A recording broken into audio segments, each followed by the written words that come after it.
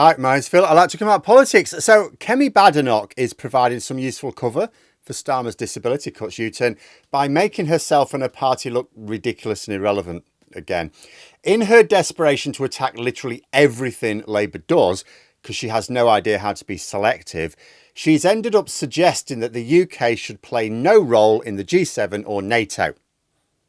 A Conservative leader suggesting that the UK Prime Minister should not be rubbing shoulders with the US President and other allied leaders. Even Liz Truss wasn't that crazy. And it drew, of course, an easy response from Starmer. To suggest at a time like this that the Prime Minister attending the G7 summit and the NATO summit is avoiding PMQs is unserious. For the leader of the opposition to belittle it just shows how irrelevant she and the party opposite are becoming. They used to once be serious about these issues. But first, for daily news and commentary, please hit the subscribe button to stay notified. So, Keir Starmer was back in the country. He took questions from MPs on the agreements at the G7 and NATO summits. Now, under normal circumstances, there would have been nothing remarkable about this debate. In fact, you can see the chamber was hardly packed out. Both summits were essentially crucial right now. But, you know, the G7 summit was needed to try and steer Trump back into a slightly better direction, although it was cut short, annoyingly, by Israel's invasion of Iran, which meant that we couldn't arrange another Trump-Zelensky meeting. And the NATO summit needed to placate the orange one with promises of a huge ramp-up in European defence funding in order that the US eases out of things rather than just up sticks and leaves too quickly. The efforts would normally have received widespread support. Nobody expects opposition MPs to pat the Prime Minister on the back and say, well done, obviously. But in normal times, they would make clear their support for the efforts, just like Labour supported the Conservatives when they were helping Ukraine in their defence against Russia. Opposition is about offering better ideas, not just saying, no, everything's wrong. No, you're wrong. You're wrong. Even when you agree with us, you're wrong. Because then you run the risk of doing what Badenoch did and saying that the UK shouldn't actually take its place on the world stage when it gets the chance. He has evaded Prime Minister's questions for 2 weeks. Yeah. Only to come back here to tell us what we already heard on the news. I mean, I've already shown you the gist of Starmer's easy response to that. But funny she should mention seeing things in the news, because Badenoch had already tried this line out. She had attacked Starmer for missing 2 weeks of PMQs in an interview this week. And she got immediate pushback. It was criticised across the board. She was criticised for suggesting that the British Prime Minister should not have attended the G7 or NATO summits, especially during a time where leadership is needed more now than at most times. So you might have imagined that she would have learned from the feedback from that. She did the interview, she got the feedback, she go, oh, okay, that didn't go down too well, did it? Maybe I don't mention that in the crucible of the House of Commons debating chamber. But no, decided to use it as her opening line, and it got no better. In his statement, the Prime Minister said, "We urge Iran and Israel to honour the ceasefire." He said, "We are using every diplomatic lever to support this effort." What diplomatic levers? Are they the same levers he's using with his backbench rebels? Is he just asking them to please play nice?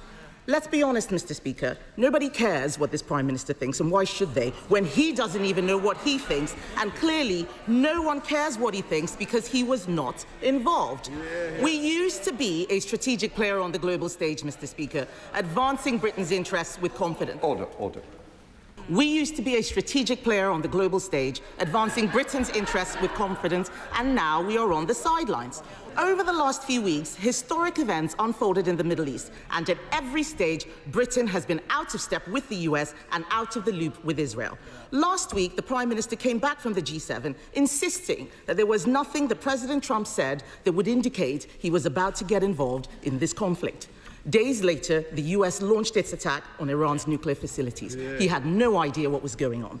So now Badenoch is saying that Starmer should be involved in everything, whilst also saying he shouldn't actually engage with world leaders in formal summits.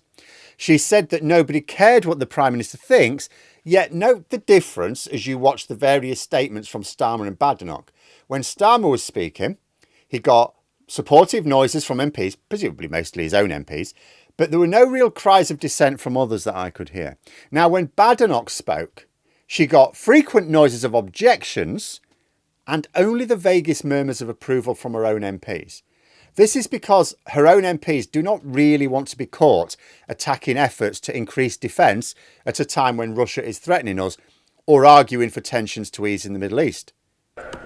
We live in more volatile times than many of us can remember, with conflicts in many parts of the world that are evolving in a very fast and dangerous way.